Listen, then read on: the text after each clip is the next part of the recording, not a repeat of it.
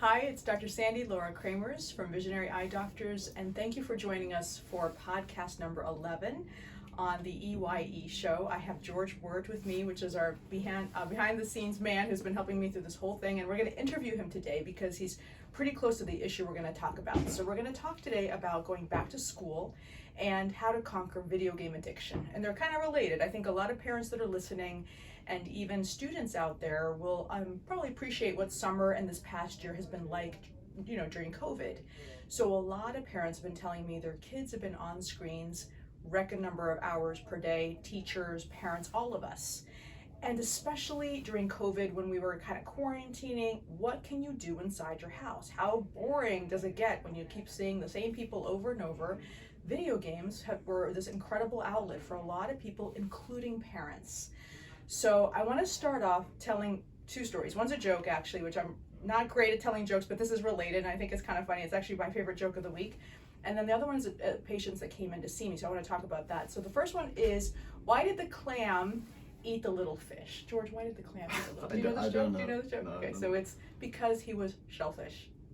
You're supposed to laugh. That was good. That was good. Anyway, but the idea is that, this idea of why do we get into addictions like video games or any addiction? And ultimately it is from selfishness, because you're wanting to be kind of excited and happy and reward yourself. And it can be very difficult to break any addiction, specifically ones that reward you so quickly like video games. So what we're going to do first is talk about the top 5 things you can do,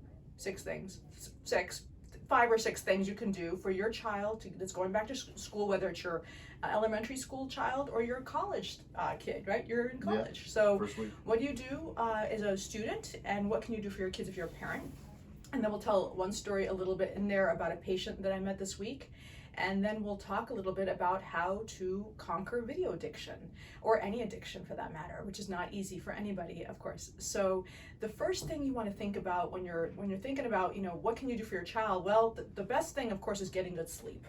And sleep is crucial, as you know. That's your time for your body, your eyes. Every cell in your body can recover with good sleep. And there's good sleeping habits. We've heard about them before. Things like really not allowing videos in your bedroom, which is so difficult for all of us. We all use our phones as alarms. We're too lazy, too cheap, whatever it is, too busy to buy an alarm clock. And so we put them next to our bed. But any type of blue light in the middle of the night, or any type of light in the middle of the night, really does change your circadian rhythm, especially in the evening hours, to make it sometimes harder to fall asleep, and you can sometimes wake up too easily. So really trying to think about how to improve your sleep habits, whether you need a cold room or a warm room. Most people need a colder room, especially men. That's been shown in many studies, trying to make things work. So sleeping for kids, very important. Going to bed early. The adage, early to bed, early to rise, makes a man healthy, wealthy, and wise, is now being shown with data. So it's kind of cool. And so think about that for children. Second is good eating habits.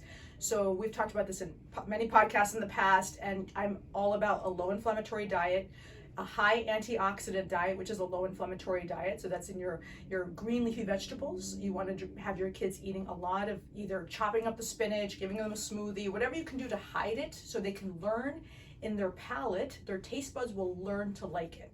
And we know from data and studies, the younger they are rather, to teach their palate, their taste buds to like these vegetables, the better for them. And it is a learned appreciation. We don't necessarily come out of the womb liking collard greens and spinach, and you got to teach them. And this is crucial for eye health, because we know the macula, the lens of the eye, are really going to be kind of protected against daily insults by the amount of antioxidants you eat on a daily basis.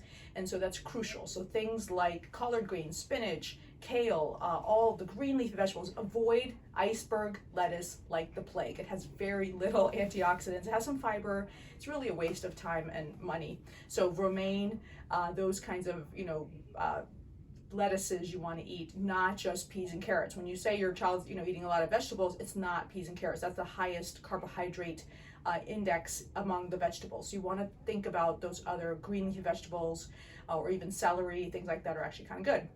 So very crucial. Low carb. In addition, we talked about that at length. Low carb, so no sugar, ideally, or no soda. So when you pack their lunch, think about what's going to help them down the line for their health, their general health. their eye health, I would say, of course, their stem cells. You know, you're thinking about this because you want them to be healthy. You want them to develop good habits now.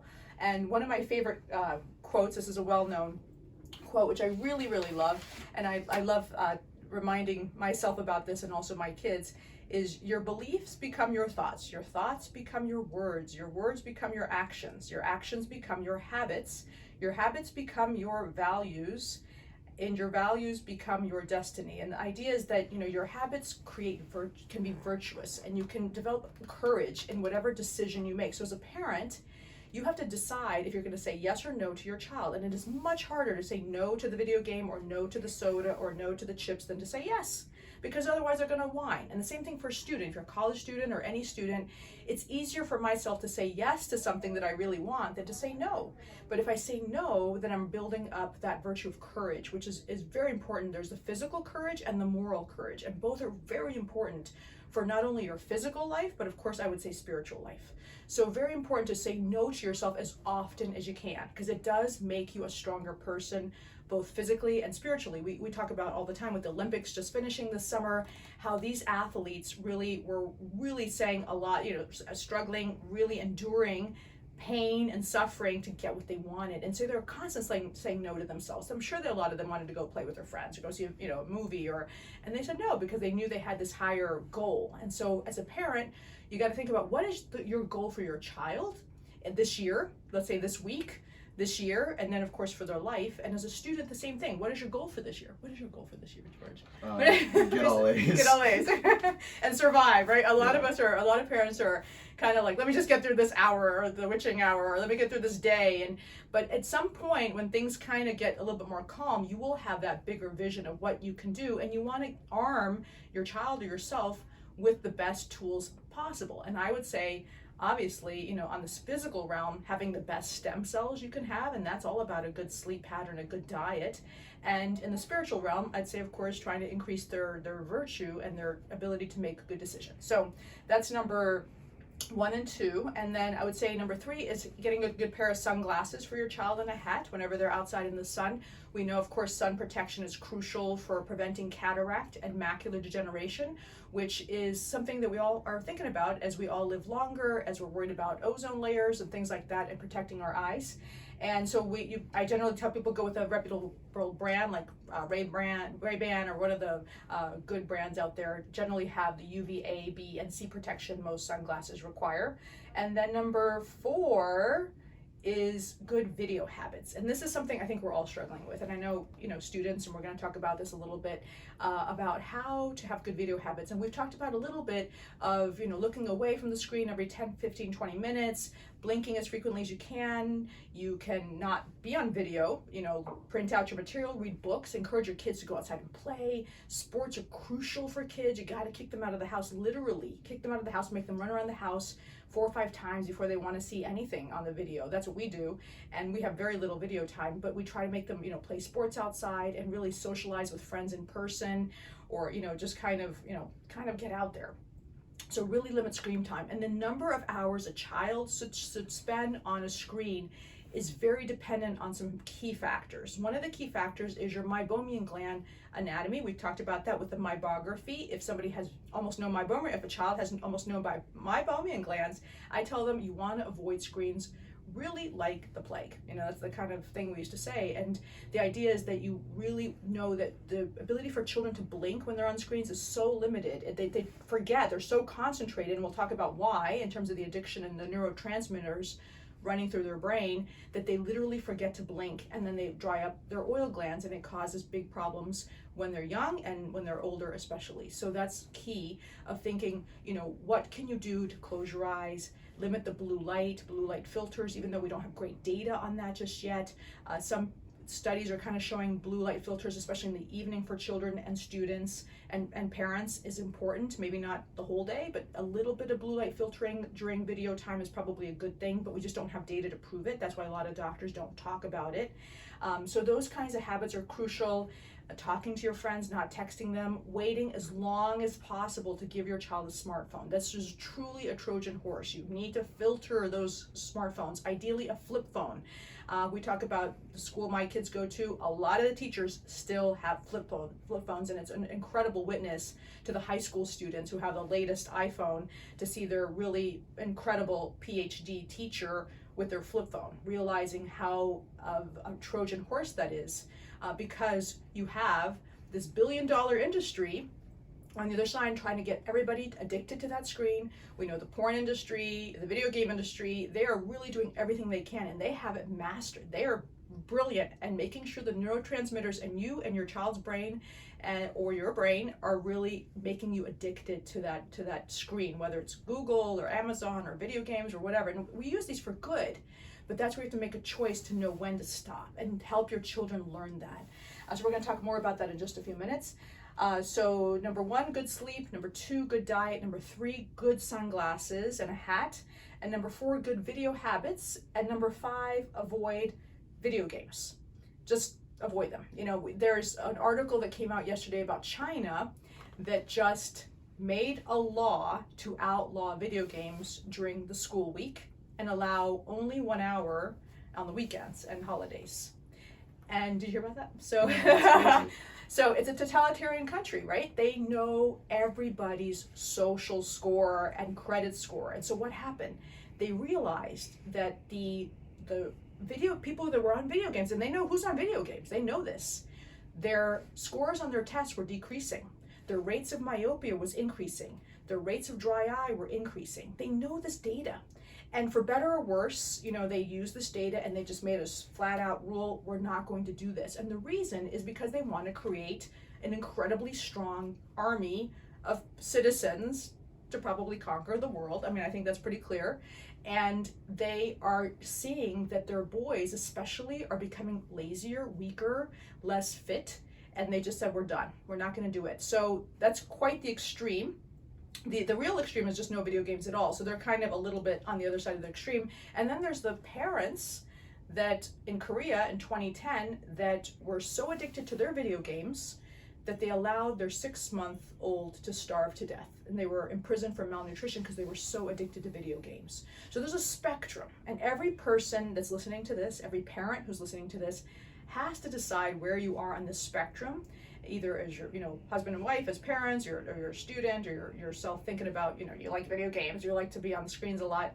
You need to make a decision. Is a little okay? Is a lot okay? Where's that number? How much is okay? And it's very tricky as we kind of get into the idea of how to break the addiction to video games. We're going to talk about this. So I had a patient come in with his wife, and we were talking about his dry eyes, and he was telling me his eyes are really bothering him. And I said, how many hours are you on screens? And he said, well, about 8 hours, the whole day. And we're kind of going through this. And at the end of the exam, his wife says, whoa, tell her about the hours you spend from 12 p.m. to 3 a.m. playing video games. And this is like a 35-year-old guy with his wife. And I'm like, oh no, this is not going to be pretty. And she was livid. She was livid. She was like, she saw it. She saw what kind of person this guy was becoming, her husband. She saw the addiction. She's like, Dr. Cremers, you need to address this. And of course I did. And I said, I would kill my husband. And I said, no, I take that back. No, actually I would kill him. So I was trying not to say that, but it was very difficult because when you see somebody wasting their life, and especially their eyes, it's very difficult to not say something. So that's kind of the, kind of one on that side, kind of extreme of a person that's, making a lot of money, very stressed out, maybe can't sleep. What do? A lot of people turn on the TV, or they'll turn on a video game, or they'll turn on something where they could do other things. They could choose to do the harder thing, which maybe go for a run or pray or read a book. That's harder, so how do you make those decisions? So we wanted to talk a little bit about what do you think we can do to break the addiction? And I was asking George before the podcast, and he had great ideas. So I wanted to say, why do you think this is happening? So you said, is it the parents? We talked about parents versus kids in terms of breaking the addiction. What did you say to me, George? Well, I think the first thing we have to understand is that you're right, that you are not smarter than these people. Like, these are billion-dollar companies spending millions of dollars every single year to get you to be on Instagram for like 1 more minute. They're trying like so desperately because their entire revenue model depends on your attention. So the more attention you give them, the more profitable it is. And because of that, because you have to recognize that you're not smarter than them, I think you just have to kind of cold turkey it. It's very difficult, but literally like delete the video games from your computer. If you have a kid, I'm in college right now, so this is more applicable to me. Think about when you were in college. How many parties did you get invited to versus how many did you host? When you've got a kid and you want them to stop playing video games, they're playing video games because it's social. Invite their friends over. You can do it for them. Set up a play date like they were in 2nd grade. Like, hey, yo, Andrew's mom is coming over. Why don't you guys go for a walk or something like that? Invite their friends' parents over for lunch. You can do that every single day. And now it was different during COVID, but you really have to get out of the house. I think right now prisoners get more outdoor time than children. Are you Because prisoners are mandated, I think, at least 2 hours outdoor every day, and the average kid gets outside less than that. That's criminal. it's literally it's very criminal. tough. It's very tough. Wow.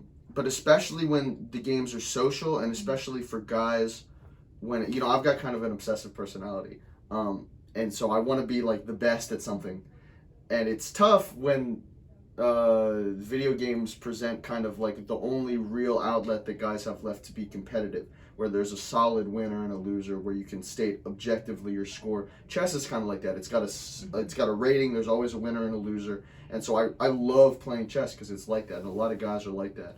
So if you've got a kid that's obsessive like that, sign them up for the gym, because that's got objective numbers and it's fun to do, especially if you go with friends. Sign them up for judo, for MMA. It's tough. My mom didn't want to do that for the longest time because she was like, I don't want to see my kid getting hurt. I think one of the MMA guys, Khabib, his mom told him to stop, and he was like, okay. But there is a certain level of aggression and competitiveness that you want in your kids because it helps them fight the world, and you've got to be able to do that as a parent.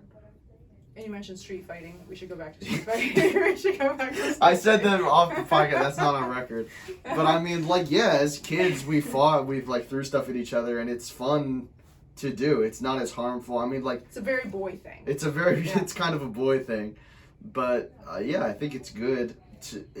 Competition is good, and video games are kind of the only outlet for that. But the problem is they're never ending. So what do you do with a friend who's addicted to video games in college? Do you have any? Yeah, I mean, I have a couple that really like playing video games. Do you think it's an addiction for them? Probably, yeah. So what happens is they'll work all day, homework, and then this guy works 2 jobs, and then he'll come home and from midnight to 3 a.m. play video games. Gosh. It's tough.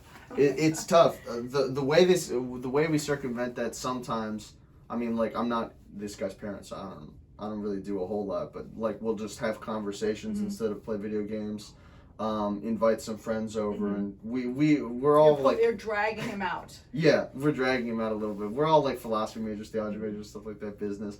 So we'll have those kind of conversations instead of playing video games. I think it's the same kind of competition because you're fighting over ideas, but there's a solid start and end point.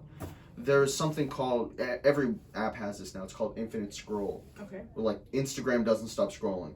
TikTok doesn't stop scrolling. And as a human being, you want to reach the bottom of something. Oh, interesting. You want to end something. Video games don't end. Right, that's a good point. That's a very good point. You'll never be, chances are, statistically, you will never be the greatest League of Legends player. You'll never be the greatest Fortnite player. You'll never reach the end of TikTok or Instagram.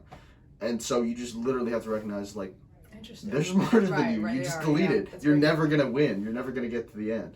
And it's tough. Great. Thank you. Yeah. So I think that's very helpful, George. Thank you. So from the medical point of view, we know that there are 3 key neurotransmitters with any addiction. And this is where a parent and a person has to decide to kind of understand. And we talk to our children about what you just said. It's us against them.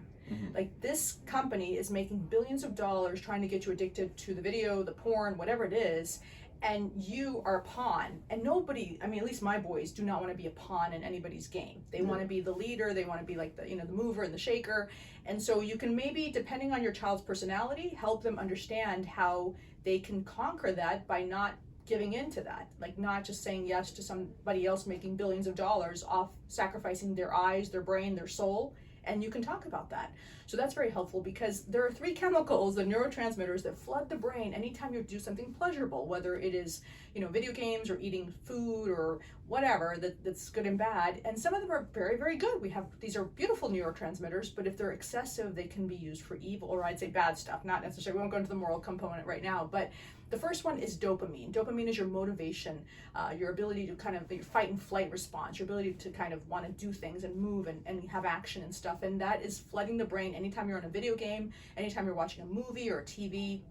Serotonin is that wonderful hormone that makes you feel very happy when you've done something, or you have a beautiful, delicious chocolate cake or carbohydrate or blondie, which is my favorite. You just feel this delicious, amazing feeling. It brings back your memories and everything of what you felt. And then there's oxytocin. Oxytocin is a really critical hormone that a mother excretes when they have their baby. And obviously babies can be very difficult. They're crying, they're pooping, but because of that chemical, it is really, that bond is so strong. It's very hard to break that bond, because oxytocin is so crucial for that mother-child bond. So if your child is playing video games, or you're addicted to the soap operas or whatever it is, right? Or whatever, those 3 chemicals are very difficult to conquer. And so how do you do it, right? That's the question we kind of want to ask. So there's many different ways. So if you talk to an alcoholic who's addicted to alcohol, and we've heard about addictive personalities, alcoholic personalities, they will say, cut it cold turkey. There's no in between. They know that if you take 1 sip, it's over. And so for video games, that's where you have to make that decision. For some children, some people with any addiction, it's going to be cutting it cold turkey, and it's very painful, very painful. There's going to be a withdrawal process, but ultimately it's the right thing to do. Other people, you got to slowly, decrease it. And when I have patients that are addicted to cigarette smoking, right, that's a big one that we're hopefully seeing a little bit less of, but I still have patients that are addicted. And I say to them, I have 2 types of patients, and of course there's a range, but my 2 key patients is I tell them, you can clearly tell there's some issues going on in the eye, smoking is not helping, you have macular degeneration or whatever it may be. I have patients that will quit cold turkey, and others that need that long haul of the patch, the hypnosis, the pills, all this kind of stuff. So those are the 2 options I think that are really kind of available to quit an addiction, whatever it is. And for most people, it's that slow kind of weaning process, which takes a lot longer. It is not easy. You might relapse. But you're kind of move, and you need help. You need friends to help you through this addiction. And because there's a whole array of addictions, not just video game addictions, but it's important to teach and arm your children and yourself with this data so you can understand that is you against them. You can control your addictions. It's sometimes very difficult. You need help. And I say always pray. Sometimes you need, I think, supernatural help in some of these things. But we know chemically there are 3 chemicals that are there that are really trying to bind you and make you attached to those addictions. So keep that in mind. So just to recap, the things going back to school after a really long year of COVID for a lot of students, don't forget about the number 1, good sleep, number 2, good diet habits, number 3, good sunglasses and hat when you're in the sun, number 4, good video habits. So really trying to minimize your screen time. Number 5, really just avoid video games if you can, as much as you can. Use your eyes for eye-worthy things. Teach your children that concept now. I guarantee you they're going to appreciate it in the future.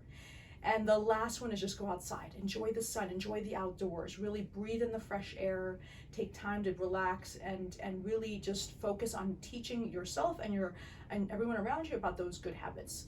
So I hope this was helpful. Please continue to send in your suggestions. I really appreciate the emails, the texts we're receiving. Please subscribe. I was at a school event recently, and I heard a bunch of 3rd graders screaming, subscribe to my channel, subscribe to my channel. I'm like, oh my Lord, what's happened to this world, but subscribe to my channel.